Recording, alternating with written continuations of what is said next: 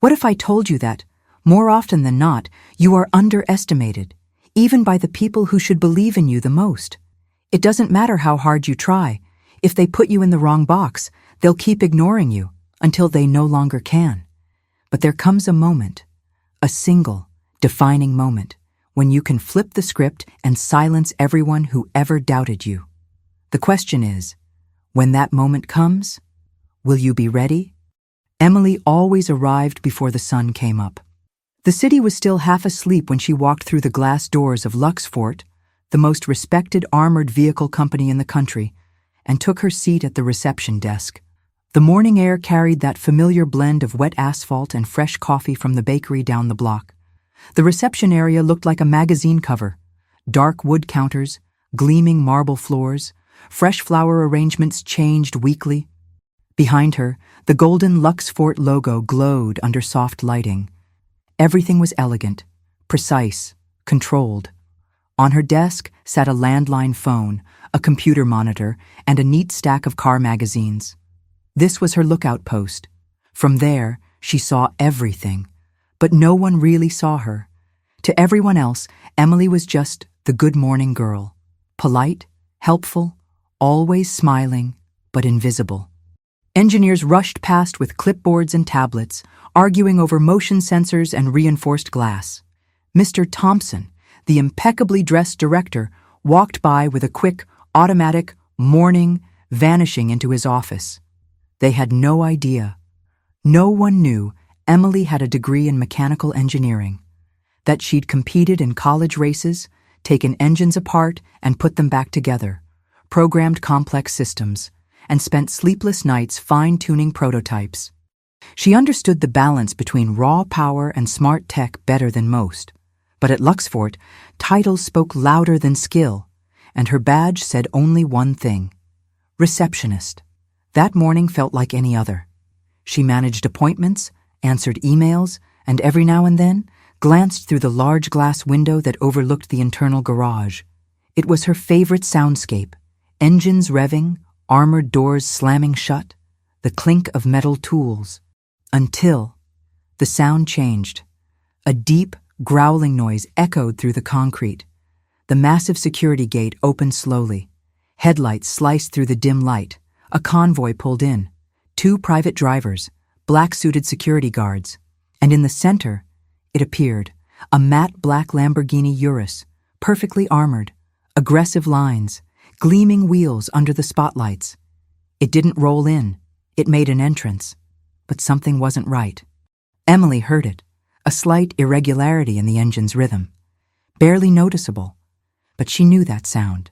The SUV wasn't just any luxury car. It belonged to a VIP client, a tech CEO with a global reputation for perfectionism and zero patience. Thompson appeared, adjusting his blazer. He greeted the driver, gave instructions, and motioned for the car to go straight to inspection. Emily watched everything, carefully. Then it happened. The Urus stalled. Before it could even fully park, the engine died, the dashboard shut off, the driver's door locked.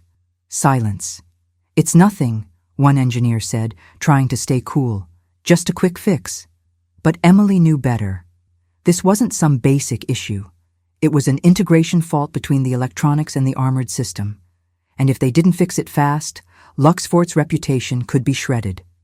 Thompson summed it up in one line. "We've got 24 hours. Technicians scrambled. Cables everywhere. Theories tossed around, dismissed just as quickly.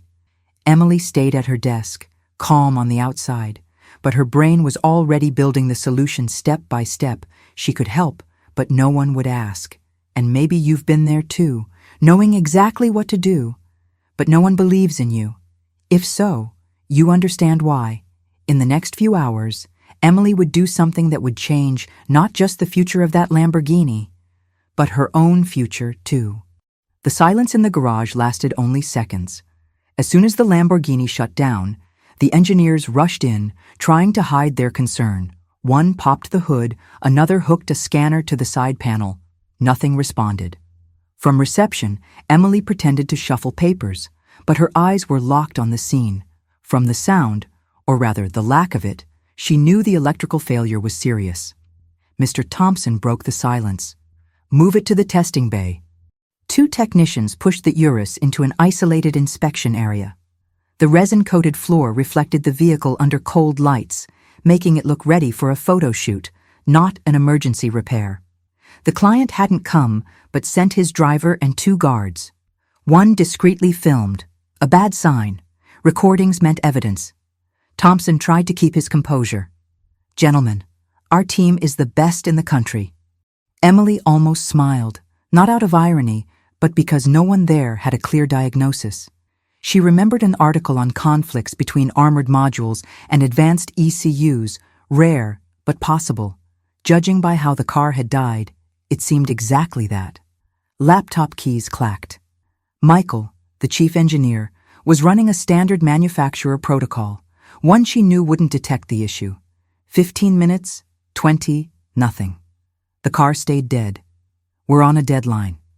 "Do whatever it takes," Thompson ordered. Michael told the team to shut down all electrical systems for a reset. Sometimes it worked, but it could also erase critical settings. At reception, the phone rang. "Emily, route all outside calls to Thompson's secretary. No interruptions," Michael said. "Sure," she replied. Through the glass, she watched them gather around the car like doctors over a critical patient. One guard came for coffee. "Always like this here?" he asked. "Not always, but with a car like this, tension's higher. Yeah, the boss won't like it if this isn't fixed today. Today, not tomorrow." The real deadline was shorter than Thompson admitted. Frustration built inside the garage. Technicians whispered, shook heads. One signaled there was nothing else to try. Emily knew without a quick solution this would blow up, not just for the company. Thompson's name, future contracts, even the engineers' reputations were at risk. But she couldn't just walk in. She'd been mocked before. Still, the urge grew like a weight in her chest. Michael stepped away from the car to speak with Thompson. Emily saw the impatient driver nearby. Thompson gestured reassurance, then barked, "Check every module. Fast. Cables swapped. Fuses tested." Nothing. Her throat tightened. The cause wouldn't show in standard tests. It required manually reprogramming the module ECU communication, something she could do, though no one imagined it. Deep down, she'd already decided. If things hit breaking point, she wouldn't just stand by. "Michael, less than 20 hours. Make magic," Thompson ordered. Emily returned to her desk, unable to focus on emails. In her mind, she was already mapping the commands she'd use if she could get to the car. Outside, midday sun contrasted with the heavy air inside Luxfort. Watching the team waste time, she realized it was only a matter of time before she had no choice but to act. The digital clock on the garage wall read 9:12 a.m. On paper, there was still time, but everyone knew each lost minute slashed the odds of delivering the car on schedule. Thompson paced like a caged animal, cell phone in one hand, the other fiddling with his watch, eyes locked on the Lamborghini as if sheer willpower might bring it back to life. The client's driver stood a few feet away, arms crossed, posture rigid. He wasn't big, but the sharpness in his gaze made it clear. Nothing here would be done halfway. Even from reception, Emily could feel the weight of his presence, the kind of silence that carried a warning no one dared ignore. Michael hunched over his laptop, cables snaking from the car to multiple diagnostic stations. Two techs checked fuses and relays. Another dismantled the power distribution box, lining up parts on a tray. The smell of hot metal and faint ozone lingered in the air. Still, the Lamborghini stayed lifeless. From her desk, Emily watched it all, quick hands swapping parts, tools clanking to the floor, keyboards clicking in frantic bursts. And in the middle of the chaos, that dark, unlit dashboard sat like a heart refusing to beat. The phone rang. Thompson. "Check if there's an important call. If it's the client, transfer it to me immediately." 5 minutes later, it rang again. This time, it was him. "I want to know what's going on with my car, and don't tell me it's something simple." "One moment, sir. I'll transfer you," Emily said, keeping her tone calm.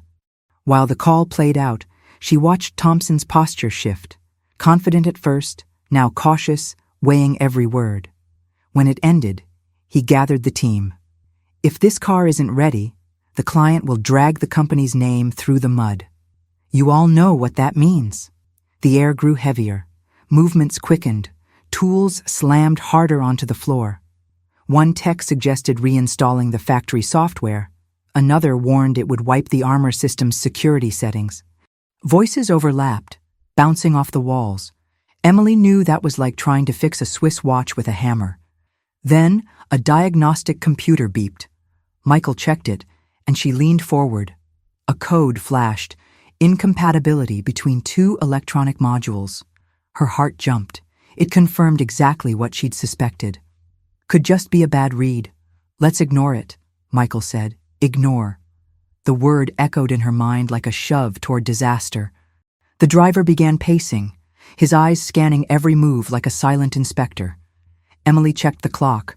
Only 9:30, but time felt twice as fast. Officially, they had until tomorrow. Realistically, far less. Two engineers argued, one pushing standard protocols, the other wanting to rewire part of the system. Neither would solve the problem. Emily knew it as surely as she knew the smell of rain before a storm. Then she noticed. Michael's laptop was slightly turned. The raw data scrolled in a format she recognized instantly. She knew the exact command to reprogram the modules and bring the car back to life. But to do it, she'd have to stand where he stood. A chill ran down her spine. This wasn't just about knowing the fix.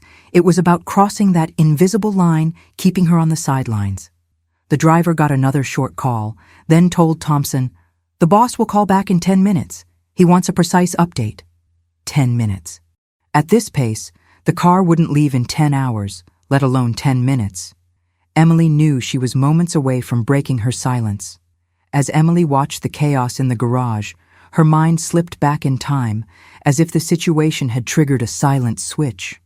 Years earlier, her world had been different, loud, filled with the smell of grease and heated metal, tools scattered, and parts snapping into place with precision.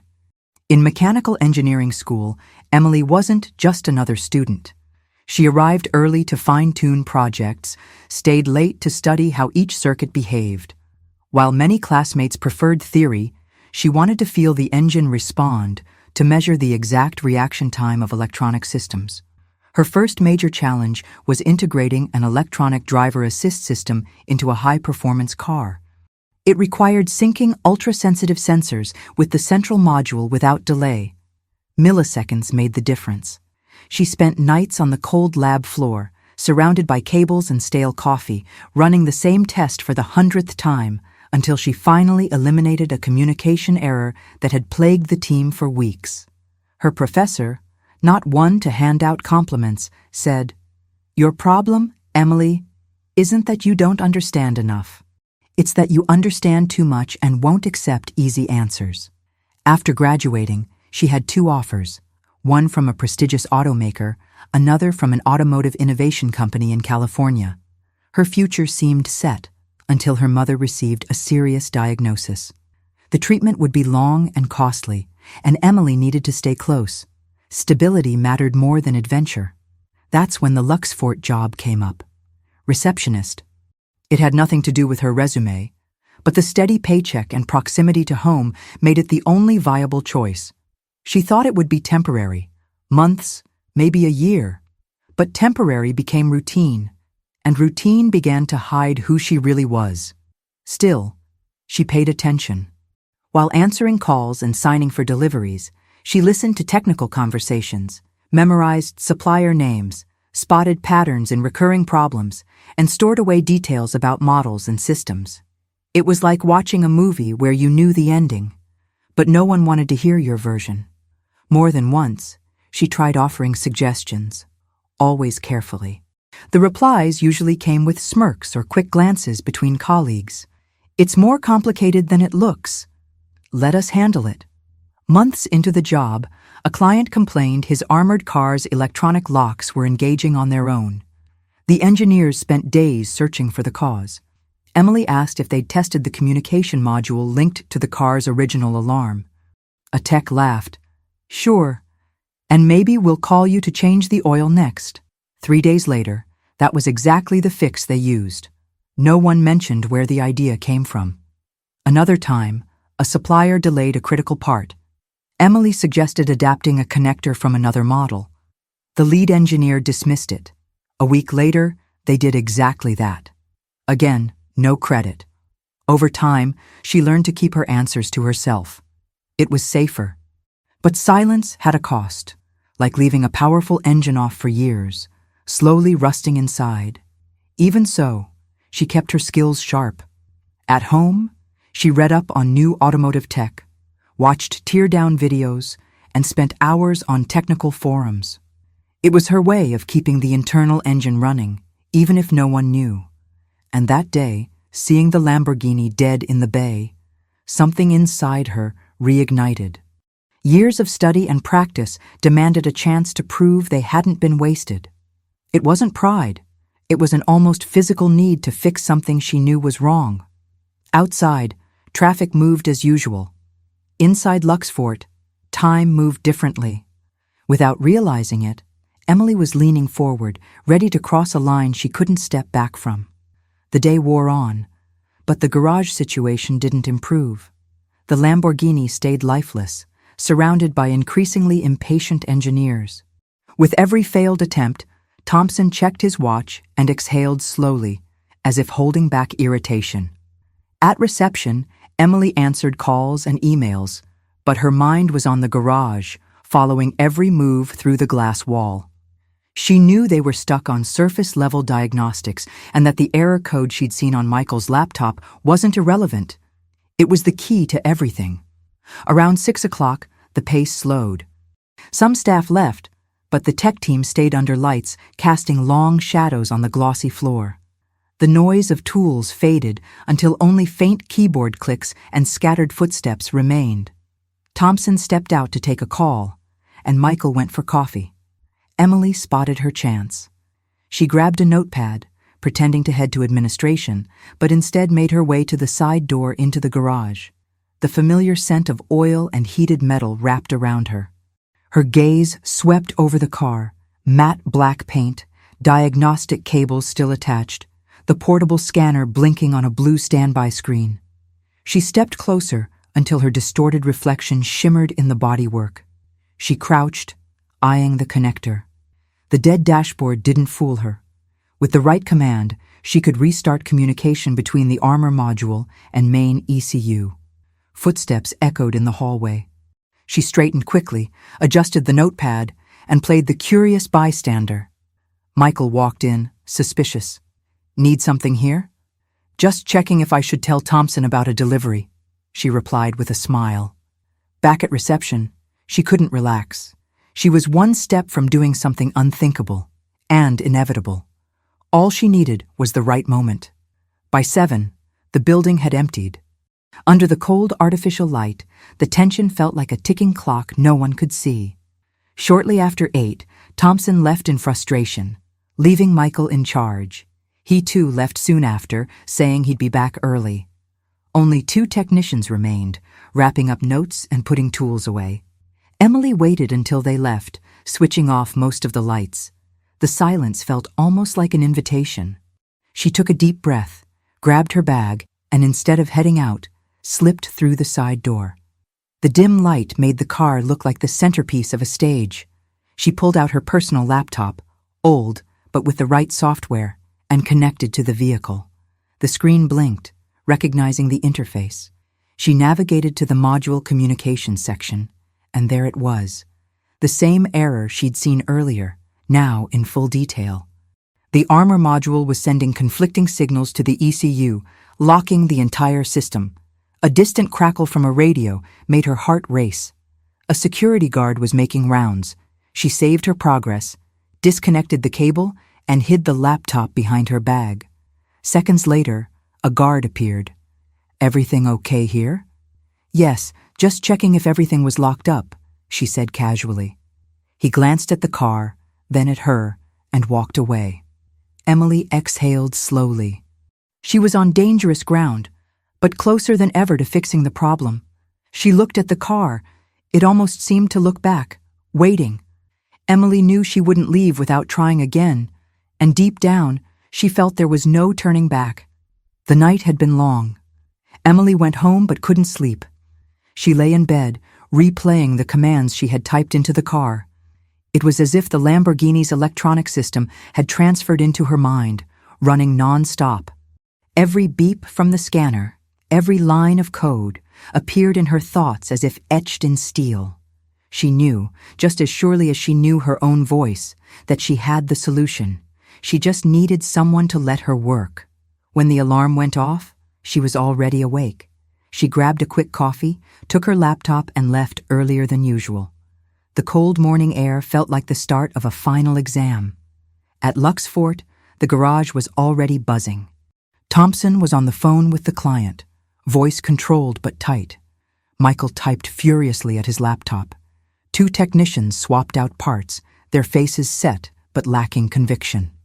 Emily set her bag down at reception and watched through the glass. Waiting any longer would be too late. She took a deep breath and walked toward the garage. The click of her heels on the polished floor made heads turn. "I think I know what's wrong with the car," she said, steady and clear. The room fell silent. Michael looked up from his laptop, and Thompson paused his call. "What was that?" the director asked. "It's not the engine or the factory software, it's the armor module. It's sending conflicting signals to the ECU, locking the whole system." Michael frowned. "And you came to this conclusion. How?" "By watching yesterday's tests and reading the error code on your screen." A technician stifled a laugh. Another shook his head with a smirk. "You know coffee, not cars," one said, lacing the words with mockery.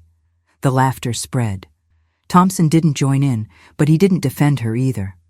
"Emily, I appreciate the initiative, but this is a technical matter. Let the team handle it." Her face burned, part anger, part humiliation. "With all due respect, sir, if you keep going this way, the car won't be ready tomorrow." Michael snapped his laptop shut. "It's not that simple. This is a complex system." "I know. That's exactly why you still haven't fixed it." An uneasy silence filled the garage. Thompson waved her off. Emily returned to reception, but her focus was gone. Every cable change felt like déjà vu. Around noon, Thompson passed by with a clipboard. "The client will be here at 4. The car has to be ready." She nodded, but inside, her stomach tightened. 4 hours. The afternoon became a parade of failed attempts. Restart the system. Replace the sensor. Update the firmware. None of it worked. At 3:30, an engine's rumble signaled the client's driver arriving to pick up the car. Tension spiked instantly. Thompson greeted him with a smile that didn't reach his eyes. Michael took his position beside the Lamborghini for one last try. Emily watched. Cables connected. Keys tapped quickly. The dashboard flickered, then went dark again. Michael looked at Thompson, who avoided his gaze and turned to stall the driver with conversation. She knew this was the edge of disaster. The deadline was no longer hours, it was minutes. And deep down, she knew there was only one way to save that car. The clock read 5:45 p.m. when the client's driver left Luxfort. Thompson, visibly frustrated, promised to call as soon as the problem was fixed. Once the security gate closed, the garage sank into a heavy silence, broken only by the distant hum of an industrial fan and the faint ping of cooling metal. The team was still there, but the mood was drained. Michael tapped away on his phone while 2 techs packed up tools. Thompson passed reception. "Emily, I'm heading to an off-site meeting. Don't transfer any calls. I'll be back tomorrow morning." She nodded, but inside she knew tomorrow would be too late. By 6:30, most had gone. Michael was the last, tossing out a quick, "See you tomorrow," before heading to the parking lot. Emily heard the doors close and couldn't tell if it was fear or relief she felt. By 7:00, the building was empty. The reception's silence made each tick of the clock sound like a warning, now or never. She stared through the glass wall, The Lamborghini sat there, motionless, a symbol of the company's reputation and everything she knew she could do, but was never recognized for. She took a deep breath, grabbed her bag, and walked to the side door. Cool air and the scent of metal and oil greeted her. Only a few lights were on, casting long shadows that made the car look even more imposing. She ran her hand along the matte paint, then knelt by the connector.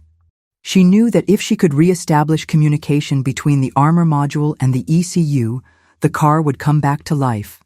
From her bag, she pulled out her laptop. Her hands trembled slightly, but her movements were steady. She connected the cable, powered it on, and navigated straight to the module communication section. There it was, conflicting signals, duplicate data packets, out-of-sync responses. She mentally confirmed each step she needed to take and began typing. Footsteps echoed in the hall. Emily killed the screen and held her breath. It was only a security guard. "Still here?" he asked, more curious than suspicious. "Just making sure the doors were locked," she replied casually. Once he left, she went back to typing, rewriting parameters, adjusting timing, reprioritizing data reads. The progress bar climbed. 10, 20, 50, 70%. The dashboard flickered, flashing the manufacturer's logo before going dark again. She launched a direct sync protocol. Risky. It could brick the armor module, but there was no other way. The system was running when she heard the rear garage door open. She hid the laptop. 2 engineers walked in, chatting about a soccer match. "You're still here?" one asked, surprised. "Just organizing some paperwork." They headed to the office, and Emily jumped back in. 92, 95, 99%. The dashboard lit up and stayed on for a few seconds before fading again. Not a full fix, but proof she was on the right track. She quickly packed up. If she got caught now, she'd have far too much to explain. On her way out, she glanced back at the Lamborghini. She was closer than ever to solving it, and if she got one more shot, she'd finish what she started, no matter the cost. The next morning was heavy, with thick clouds blocking the sun. Emily woke before the alarm, sitting at the edge of the bed, mentally replaying every command she had typed the night before. "I know what I'm doing. I know I'm right." She drank a quick coffee, put her laptop in her bag, and left. The damp wind carried the promise of rain. When she arrived at Luxfort, the atmosphere felt tense. The garage lights were already on. Tools clattered in the distance. Thompson was speaking with Michael and 2 techs, his gestures sharp, posture rigid. "Emily, come here," the director called, his tone authoritative. She crossed the side door, aware of every eye on her. Thompson held a coiled diagnostic cable. "Last night, someone tampered with the car, changed the communication protocol. It wasn't my team." "I was here last night," she said. Michael let out a short, mocking laugh. "Don't tell me it was you." "It was." The air seemed to grow heavier. The techs froze. Thompson stepped closer. "You're telling me you went into the garage and worked on the system, without authorization?" "I analyzed it and made progress." Michael folded his arms. "And what exactly was your progress?" "The dashboard lit up. The module is responding. We just need to finish synchronization and adjust data read priorities." Michael gave a dry laugh. "That's coincidence." "Coincidence is 2 days without progress," she replied. Silence. "You're saying you can fix this car?" Thompson asked. "Yes, but I need full access." "A receptionist fixing an armored Lamborghini?" Michael mocked. "A receptionist who understands the system better than you," she shot back. Murmurs rippled through the room. Thompson took a deep breath. 1 hour. If you fail, you're fired." "Deal." Michael smirked. "Let's see the show." Emily slid into the driver's seat, the cold leather beneath her hands. She connected her laptop, clipped in the cable, and the screen lit her face. She began correcting parameters, removing redundancies, and resetting response times. Rain began to patter against the garage roof. "Gonna take long," Michael prodded. "Long enough to do it right," she replied. The progress bar climbed 10%, 20%, 30%, At 50%, the dashboard came to life, flooding the cabin with white and blue light. The techs exchanged glances. "Keep going," Thompson said. 60%, 70%, 80%. The rain grew heavier. 92%, 95%, 99%. Message: system ready for initialization. "This is it," she said, pressing the start button. The engine roared, deep and clean, filling the garage. No one moved. "Could be luck," Michael muttered. "Shut it off and start it again," Thompson ordered. She did. The engine started again, fast and flawless. Thompson crossed his arms. "Run more tests. I want to be sure this isn't temporary." Emily nodded. She knew she'd won the first battle, but the fight for recognition wasn't over. And from the way Michael was looking at her, he wasn't about to let it go. The sound of the engine still echoed against the garage walls when Thompson gave a short gesture for Emily to shut it off. She obeyed, but what she felt wasn't relief. On the contrary, the air seemed heavier, as if her display of competence had stirred something dangerous in those watching her. Michael stood just a few feet away, arms crossed, shoulders squared, staring at the car as if trying to spot a flaw only he could see. No smile, no nod of acknowledgement, just a cold, calculating gaze. Two technicians, who hours earlier had been joking at her expense, now avoided looking at her. One fiddled with a closed toolbox, opening and closing drawers without actually touching anything useful. The other wiped down an already spotless workbench, as if searching for an excuse to stay busy. With a calm, measured tone that betrayed no emotion, Thompson broke the silence. "Let's proceed with the routine tests. I want every system checked." Emily nodded, reconnecting her laptop and navigating the diagnostic interface. One by one, the modules responded quickly, without errors. The readings showed perfect stability and flawless synchronization. And yet, she could still feel Michael's gaze like a weight on her back. "Did you touch the firmware?" he asked, the words more accusation than question. "I adjusted the communication protocol between modules," she replied without turning. "That can cause conflicts." "It can, if it's done badly." The pause that followed was thick with tension. Michael only recrossed his arms, but the slight lift of his chin said enough. He didn't like the answer. When the tests were done, Emily saved a full report detailing every step and handed it to Thompson. "Here's a complete log of what I did." He skimmed through it briefly, without comment. "Prep the car for delivery." That's when Thompson told Michael to run an electrical check before releasing the vehicle. Emily knew this wasn't necessary. "Mind if I oversee that?" she asked, aiming for a casual tone. Michael allowed himself the faintest smile. "No need." She stepped back, but not too far. Between taking calls and handling reception work, she kept glancing through the glass wall into the garage. The first time, she saw Michael navigating menus that had nothing to do with a standard electrical check. The second, she noticed he was altering latency parameters, completely unrelated to the task. The third, she decided to confront him. She walked in, stopping at his side. "Why are you adjusting the security module's response time?" "Standard procedure," he said without looking up. "No, it's not. That's not part of the review protocol." He froze for a moment, then looked at her. "You've done your part. Now, let me do mine." The tone left no room for debate. She stepped away, but the thought that something was being set up against her wouldn't leave her mind. Shortly before 4 p.m., the client's driver arrived with a security escort. Michael was the first to greet them, keys in hand. "Already, we ran a full review," he said, emphasizing the "we" just enough. Emily stayed a few steps back, watching closely.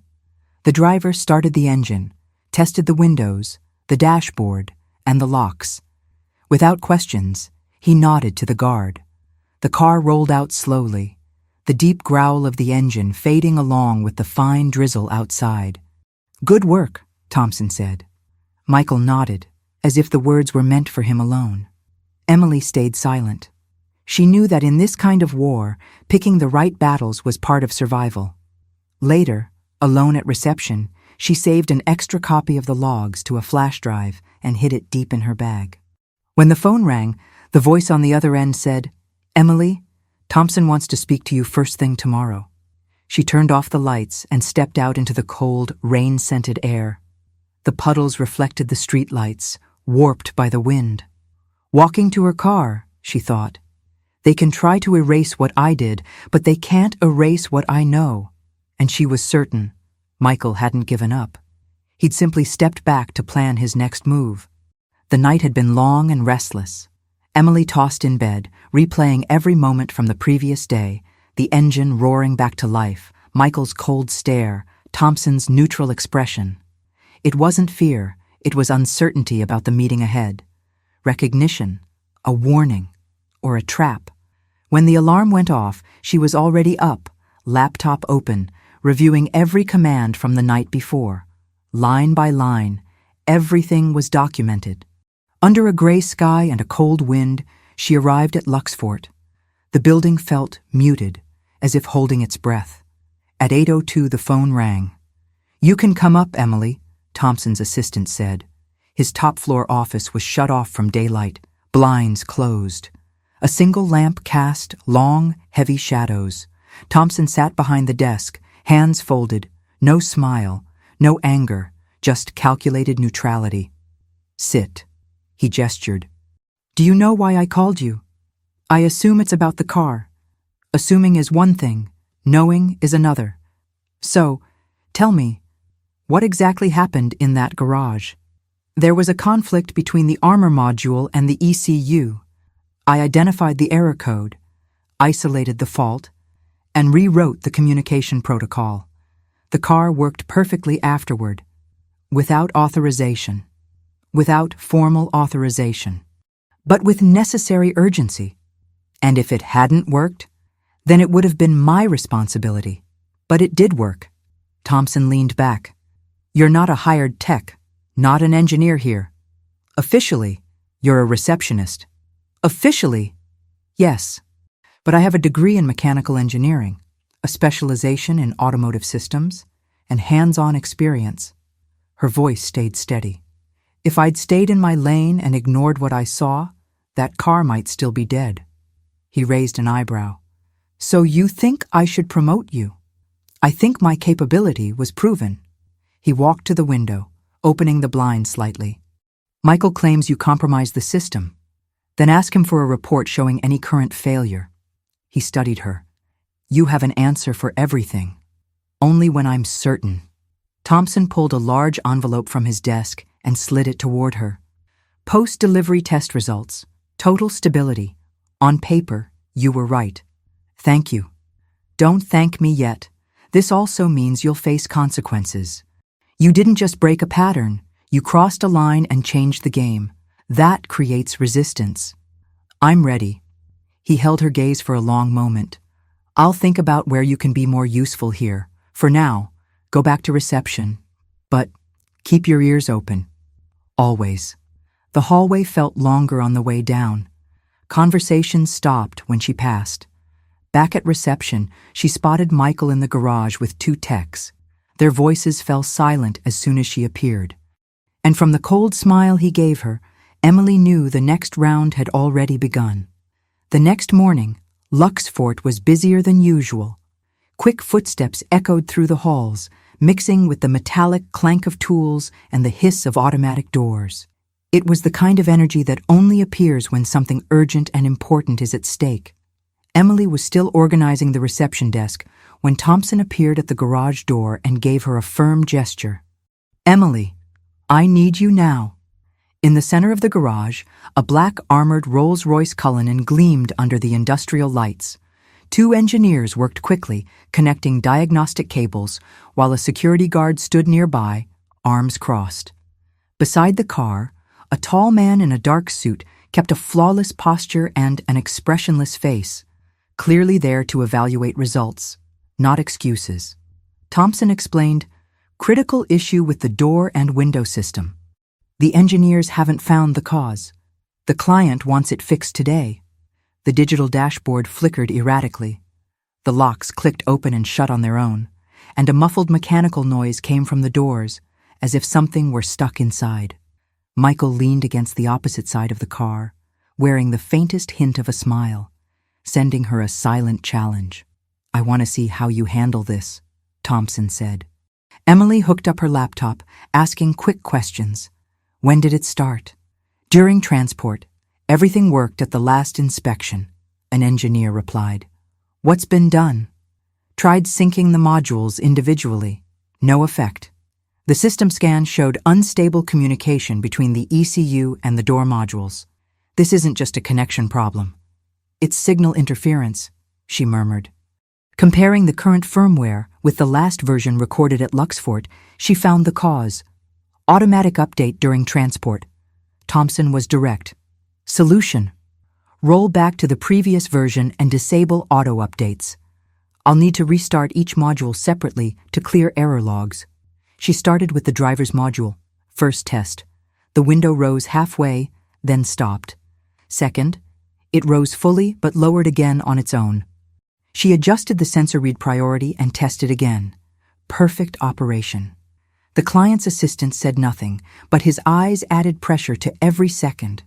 Light rain tapping the garage roof made the countdown feel even heavier. Each module required a full cycle. Restart, cache clear, reconfigure, test, log. With each success, she moved on. Thompson watched closely. Michael stood further back, but never looked away. The assistant remained motionless, like a statue. The last module was slow to respond. Checking the protocol, she saw the update had been applied twice, doubling the error. She removed the duplicate files and tested again. Flawless. Now, all doors and windows worked in perfect sync. Thompson tested them himself, followed by the client's assistant, who finally gave a firm nod. The client will be pleased, he said before leaving in the car.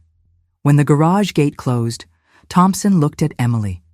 2 times in a row isn't luck, that's skill. She held back a smile. I just do what I know how to do. Michael stayed silent, but his eyes said it all. The rivalry was far from over. Emily knew that from now on, every problem would also be a test, and someone would always be waiting for her to fail. On Tuesday morning, Emily arrived at Luxfort earlier than usual. The air was cold, and a thin fog filtered the sunlight. Inside, there was less small talk in the hallway. Everyone seemed busy, as if something important was about to happen. She sat at reception, trying to organize emails, but couldn't ignore the strange atmosphere. The phone rang. Emily, Mr. Thompson wants you in meeting room A at 9, his assistant said. It was 8:37. Emily closed her laptop, her breathing quickening. The meeting wasn't on her schedule. At 8:58, she walked down the hallway to the room with frosted glass walls. She could hear low voices and the sound of pages turning. Inside, Thompson sat at the head of the table with a notepad. Along the table were Michael and 4 senior engineers, all with laptops and technical diagrams.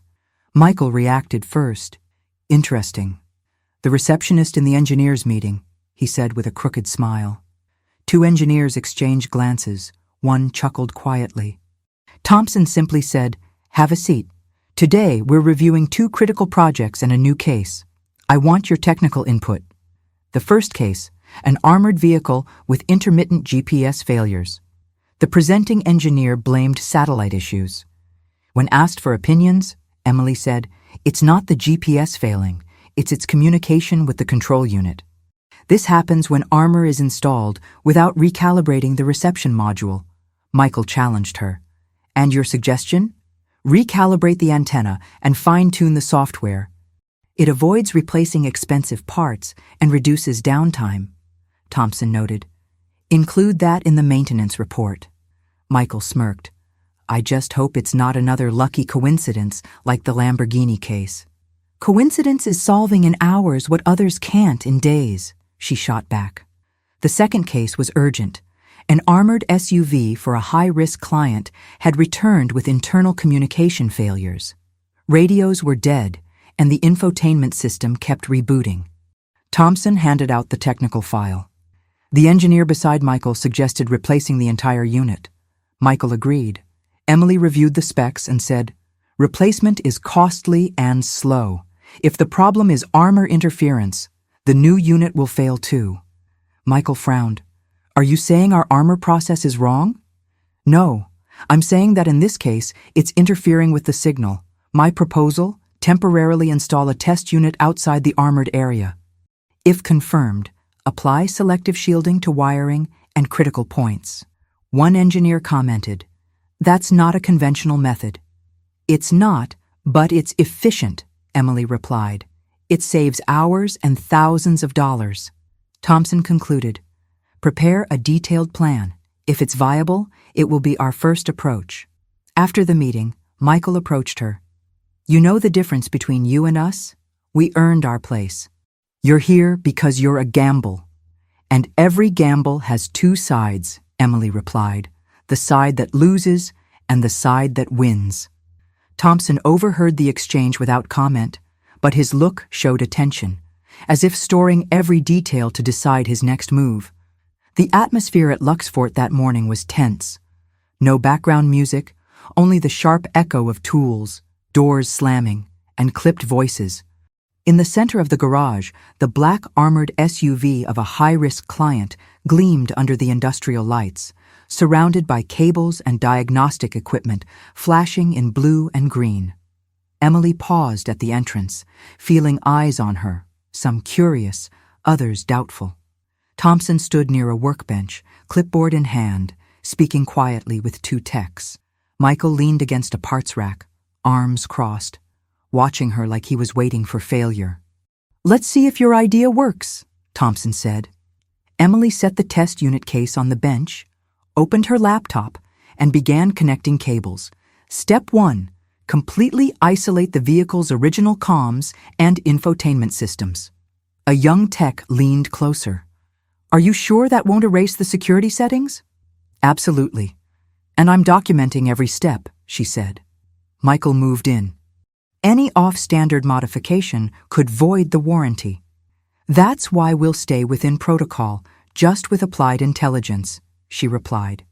The first test, with the original system in place, showed erratic signal drops and resets.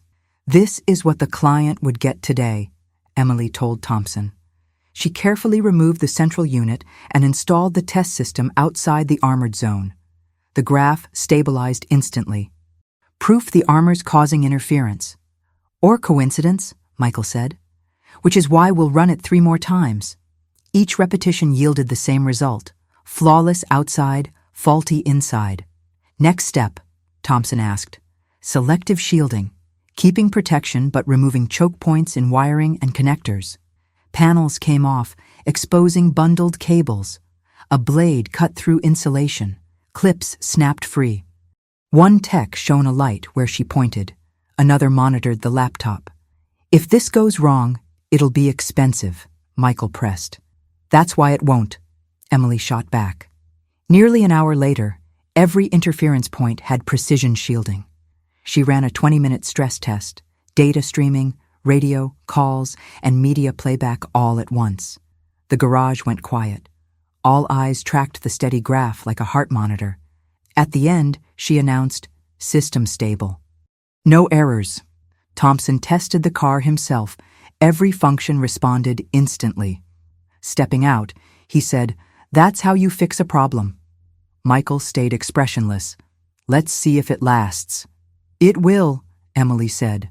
As Thompson finalized delivery, she caught Michael whispering to another tech, both glancing her way. The message was clear. This wasn't over. The next morning began differently. Luxfort was busy early, but there was a calculated energy, as if everyone were preparing for something important. In the center of the garage, the high-risk armored SUV Emily had fixed the day before gleamed under the cold lights. Polished windows, treated tires, every detail showed this car was top priority. Emily was organizing documents at reception when the internal phone rang. "Emily, come to the garage." "The client is on the way," Thompson said, neutral yet slightly hurried.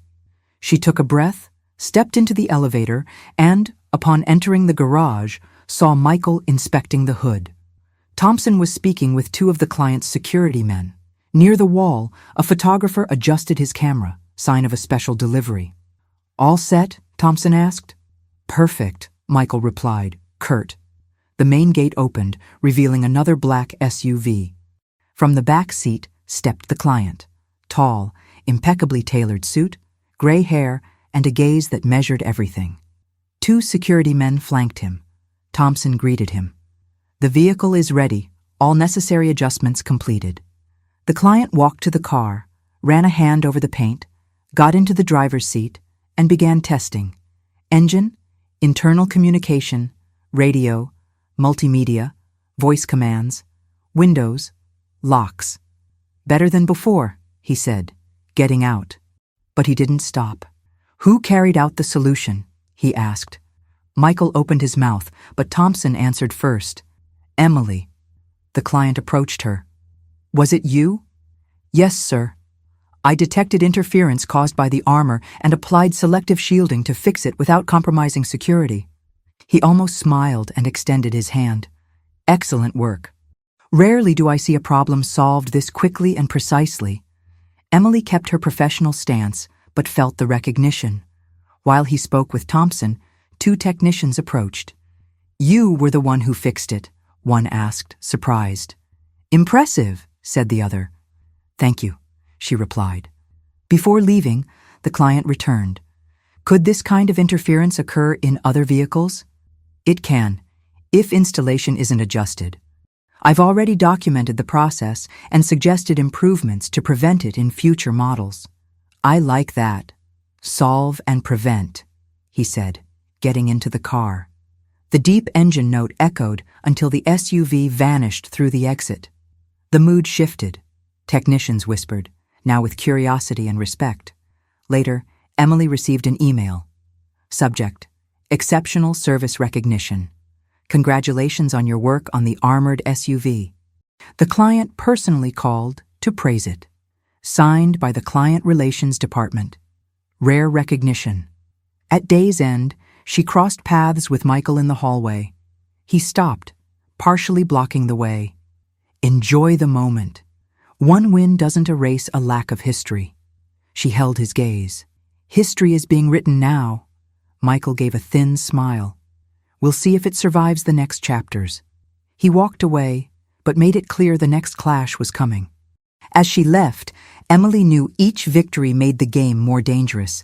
But now, her name had gone beyond reception and was circulating where it mattered, and she was certain the next test was already on the horizon.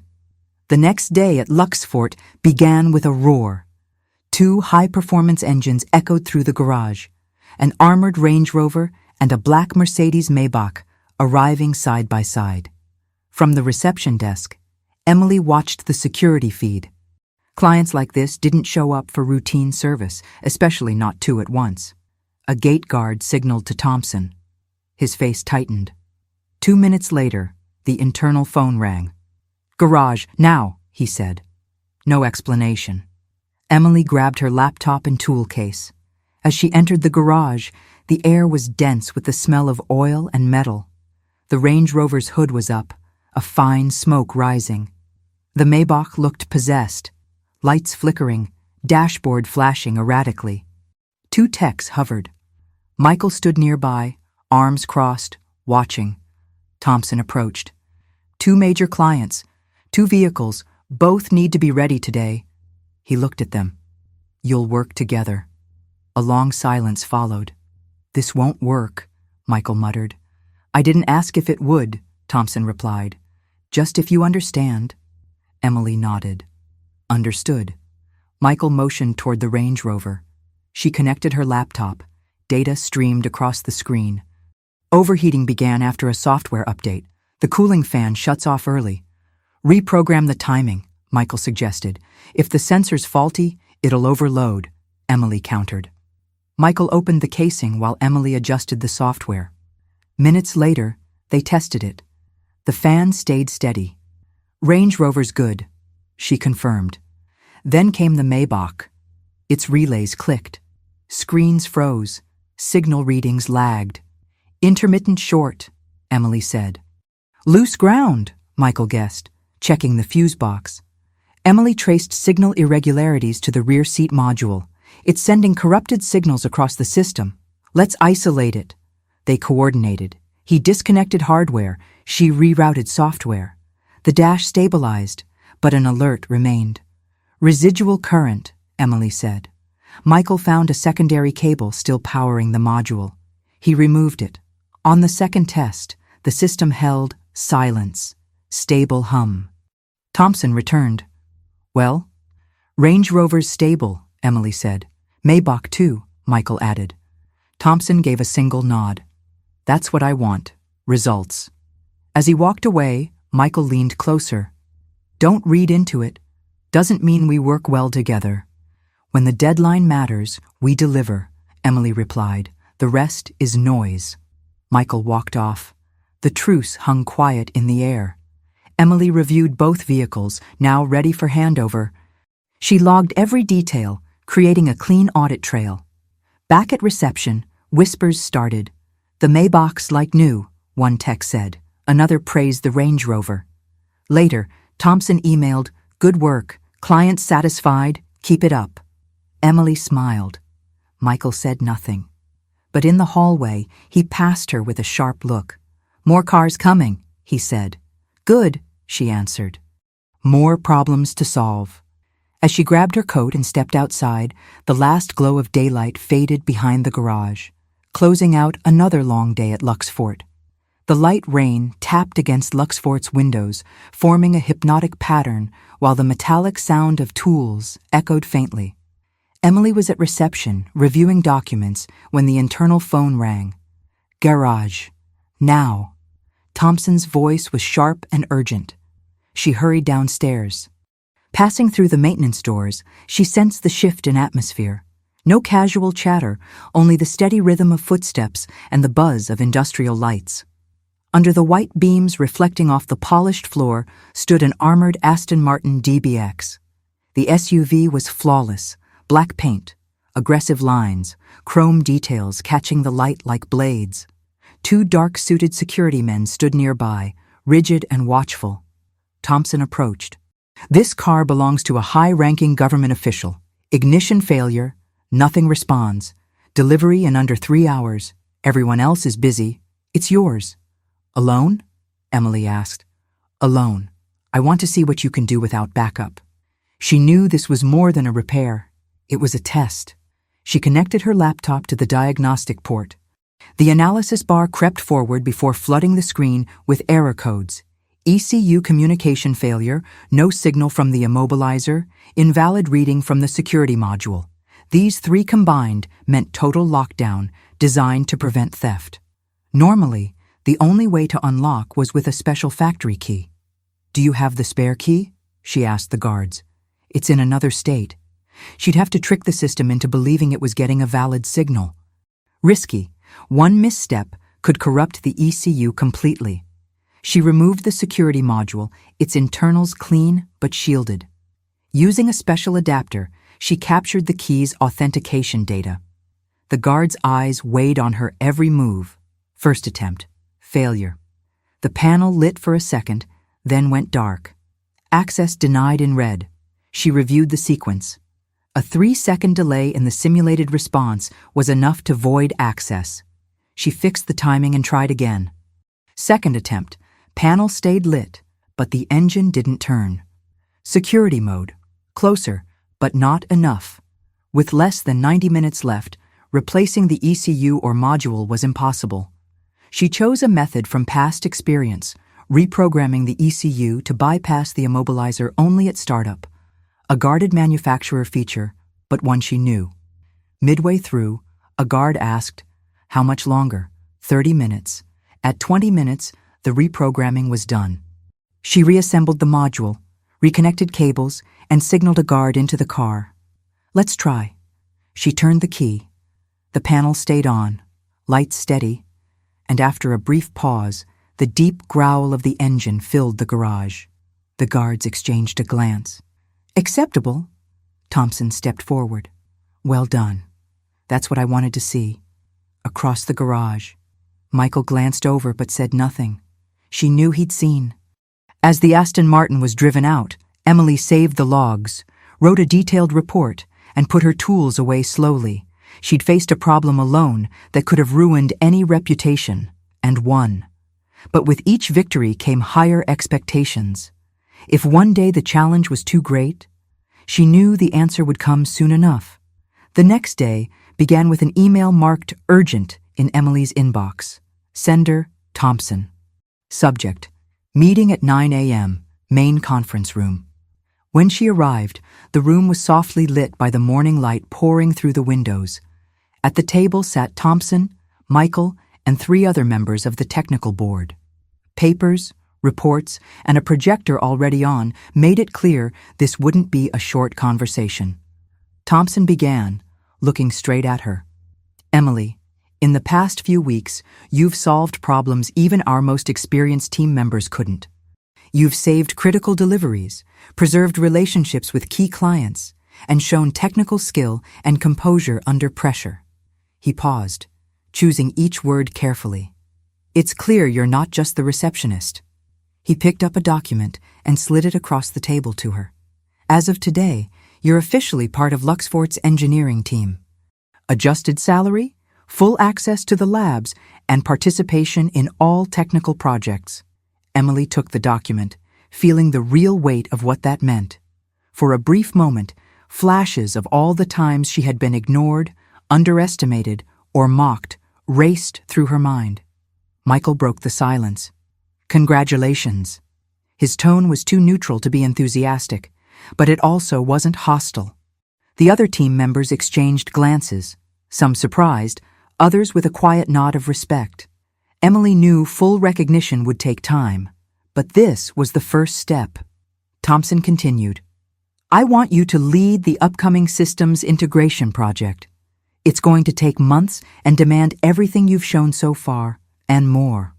She nodded, already seeing the next challenge on the horizon. As she left the room, technicians and employees passed by in the hallway. Some stopped to offer congratulations. Others simply nodded in acknowledgement. There was a new kind of buzz in the air. Her name was circulating, and it was no longer tied to reception. At the end of the day, alone in the garage, she walked past the rows of cars, quietly observing each one. She knew any of them could hold the next test, the next proof that she belonged there. As she closed the garage door behind her, a thought hit hard. How many Emilys are out there, stuck in roles that don't even show half of what they're truly capable of? And that's where the question turns to you, the one hearing this story. How many times have you been put in a box that doesn't match who you really are? How many opportunities have slipped by simply because someone only saw the title on your badge and not what you're actually capable of? Let me know in the comments. If you were in Emily's place, would you have taken the risk to act without permission, knowing it could cost you your job? Or would you have waited for someone to give you the chance? I really want to know what you would have done. And hey, if this story kept you hooked till the end, if it made you reflect on your own potential, remember to drop a like, subscribe to the channel, and hit the bell icon. That helps us keep bringing more stories like this, stories that inspire and challenge. Because in the end, Emily's journey proves something simple yet powerful. Titles, labels, and appearances don't define anyone. What defines us are our actions, especially when no one expects anything from us. And maybe, just maybe, the next great talent in your company, your team, your family, or even your own life is right there, hidden inside a box far too small for what that person is truly capable of doing.